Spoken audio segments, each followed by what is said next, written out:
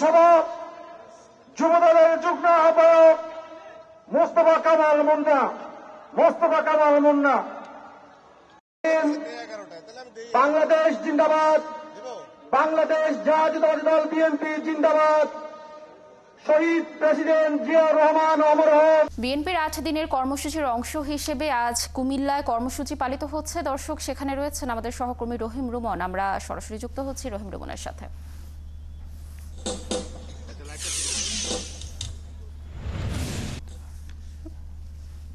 রুমন, আজ তো কুমিল্লায় কর্মসূচি পালিত হচ্ছে, কারা কারা উপস্থিত হয়েছেন কর্মসূচিতে, আর আপনি যেহেতু সেখানে রয়েছেন সার্বিক পরিস্থিতি জানাবেন আমাদের।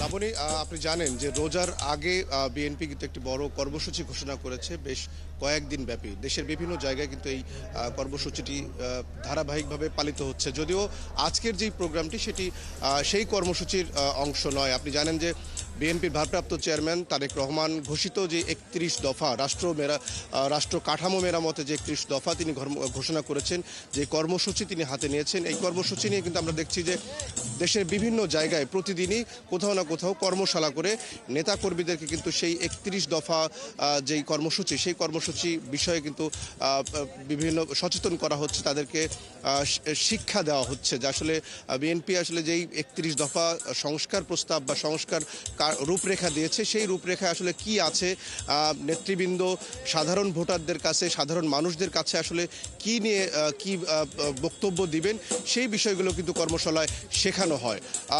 লাবণী, আজকে দীর্ঘ প্রায় 17 বছর পরে কুমিল্লার এই লাকসাম এলাকায় কিন্তু বিএনপির বড় কোনো জনসভা আজকের এই 31 দফা কর্মসূচির যে কর্মশালার মাধ্যমে কিন্তু আজকে আমরা দেখছি যে আয়োজন করা হয়েছে। আপনাকে জানিয়ে রাখি যে আজকের এই অনুষ্ঠানটিতে প্রধান অতিথি হিসেবে বিএনপির মহাসচিব মির্জা ফখরুল ইসলাম আলমগীর এখানে অংশ নেবেন। তিনি দিক নির্দেশনামূলক নেতাকর্মীদের উদ্দেশ্যে বক্তব্য দেবেন। সেই বক্তব্য শুনবার জন্য, তার মুখ থেকে নির্দেশনা শুনবার জন্য আমরা দেখছি সকাল থেকেই, যদিও এখনও সমাবেশ শুরু হবার কিন্তু এখনও প্রায় 2 থেকে আড়াই ঘন্টা বাকি আছে, তারপরও দেখছি যে আশপাশের এলাকায় নেতাকর্মীদের ব্যাপক উপস্থিতি হয়েছে। কুমিল্লার বিভিন্ন এলাকা থেকে, আপনি জানেন যে কুমিল্লা বেশ বড় একটি জেলা, আমরা দেখছি যে প্রায় প্রত্যেকটি অঞ্চল থেকেই কিন্তু এখানে নেতাকর্মীরা, ছাত্রদল, যুবদল, স্বেচ্ছাসেবক দল সহ বিএনপির সহযোগী সংগঠনের যত নেতাকর্মী আছে, আমরা দেখছি যে অনেক নেতাকর্মীরা কিন্তু ইতিমধ্যেই উপস্থিত হয়েছেন। নেতাকর্মীরা বলছেন যে আসলে যেহেতু দীর্ঘদিন পরে এখানে একটি বড় জনসভা তারা করতে পারছেন, এটি তাদের জন্য সবচেয়ে বড় স্বস্তির। আর আরেকটি ব্যাপার, আপনি জানেন যে এই মুহূর্তে যেহেতু অন্তর্বর্তী সরকার দায়িত্ব পালন করছে, 5ই আগস্টের পর থেকে একটা বিশেষ প্রেক্ষাপট আছে রাজনৈতিক, সেই জায়গা থেকে নেতাকর্মীরা কিন্তু বিএনপি মহাসচিবের কাছ থেকে একটি বিশেষ নির্দেশনা পাবেন সেই প্রত্যাশায় আছেন। নিশ্চয়ই মহাসচিব এখানে যখন বক্তব্য দিবেন তাদের উদ্দেশ্যে নির্দেশনামূলক কোনো বক্তব্য দিবেন।